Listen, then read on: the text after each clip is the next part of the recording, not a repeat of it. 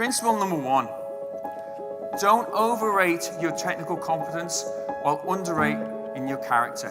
Character is how you make that connection with your clients. Character is how you make them feel seen, heard, and understood. And character is how you get to the hearts of their needs.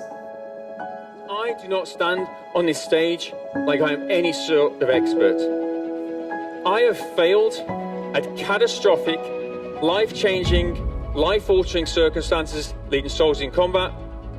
I failed in the corporate world. I fail running my own business here in the province. And I absolutely fail trying to be a good parent to my kids, because my 13-year-old daughter reminds me daily that I am the number one inconvenience in her life. You know, I think the hardest leadership challenge that we'll ever have is the challenge of leading ourselves. Because we can only lead others as far as we can lead ourselves. That's it. They are my absolute accountability partner. They're my internal alarm clock that remind me that this is not a practice life. This is not it. This is not a rehearsal. This is our only moment. Don't wait till you feel ready to say yes, because you might not ever get the opportunity again. We talk about CRM systems. We talk about nurturing our clients, lead magnets, sales funnels, sales stats, sales figures, all these sort of things, which are absolutely fantastic, and you need to talk about them and they make an effective business. And yet, behind every single one of these things, every single one of those listings is a real human, often a real family, with a real problem that you are trying to help solve. Lieutenant Phil Jewell, Helmand Province, Afghanistan. My dearest Phil, I pray for you all the time. I hope you stay strong and focused in all that you're doing out there. You're brave. I love you so much. Keep your heart strong and brave too. This actual real letter that was wrote to me 17 years ago, it's never a letter. It's never news from home. It was hope. I'm not an expert in leadership. I'm not a guru of leadership. You know, I really dislike those terms. I don't think anybody ever passes the course and gets a certificate that says, oh, that's it, I'm now a leader. I think it's lifelong learning and a lifelong journey.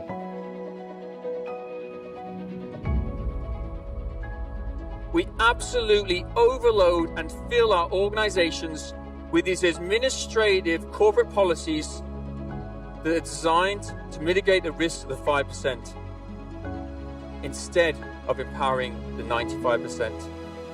They're like anchors on a ship. Every single one of these policies by itself, that's okay. But when you keep throwing them over the side of that super tanker, you keep throwing all of these little policies and procedures over the side, it slows us down, it weighs us down. And then we'll throw words out like innovation and creativity and transformation and working forward and whatever the current or next buzzword is. And I believe we have the talent for people to do these things. And yet we expect them to do it in a box that we created for the 5%. We need to ruthlessly look at our administrative corporate rules, policies, procedures and ask ourselves, is this here to mitigate or limit the risk of the 5%? Or is it here to empower the 95%? Yes, hope. They were delivering hope. And 4 weeks later, it'd been 8 weeks before we received any hope. When that helicopter came in and that dust cloud settled, there, like bags of gold, were our bags of hope. And we never ever failed to receive our hope when we were able to attach that routine, mundane, administrative task to a bigger purpose. Leadership is lonely.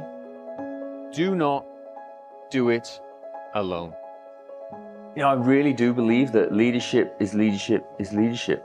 So irrelevant of the profession, irrelevant of the industry, irrelevant of the sector, the principles are the same because you're leading people, humans with emotions.